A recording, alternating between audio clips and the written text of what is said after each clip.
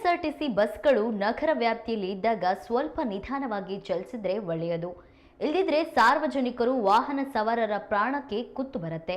ಹೌದು, ದಾವಣಗೆರೆ ನಗರದಲ್ಲಿ ವೇಗವಾಗಿ ಕೆಎಸ್ಆರ್ಟಿಸಿ ಬಸ್ ಮುನ್ನುಗ್ಗಿದ ಪರಿಣಾಮ ಹಿಂದಿನ ಚಕ್ರಕ್ಕೆ ಸಿಲುಕಿ ಆರ್ಟಿಒ ಕಚೇರಿಯ ಅಧೀಕ್ಷಕ ತಿಪ್ಪೇಸ್ವಾಮಿ ಎಂಬುವವರು ದುರಂತ ಅಂತ್ಯ ಕಂಡಿದ್ದಾರೆ.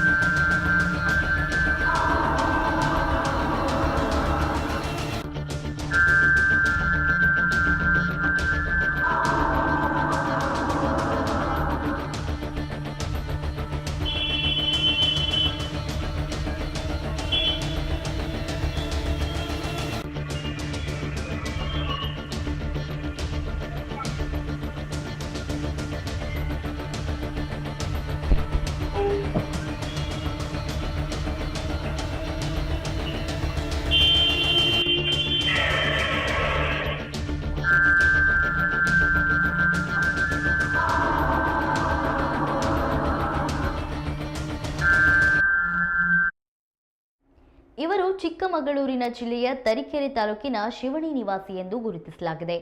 ತಿಪ್ಪೇಸ್ವಾಮಿ ಅವರು ಬೈಕಿನಲ್ಲಿ ತೆರಳುತ್ತಿದ್ದ ವೇಳೆ ಕೆಎಸ್ಆರ್ಟಿಸಿ ಬಸ್ ಪಕ್ಕದಿಂದ ಡಿಕ್ಕಿ ಹೊಡೆದಿದೆ. ಪರಿಣಾಮ ಹಿಂದಿನ ಚಕ್ರಕ್ಕೆ ಸಿಲುಕಿ ಸ್ಥಳದಲ್ಲಿಯೇ ಪ್ರಾಣ ಬಿಟ್ಟಿದ್ದಾರೆ.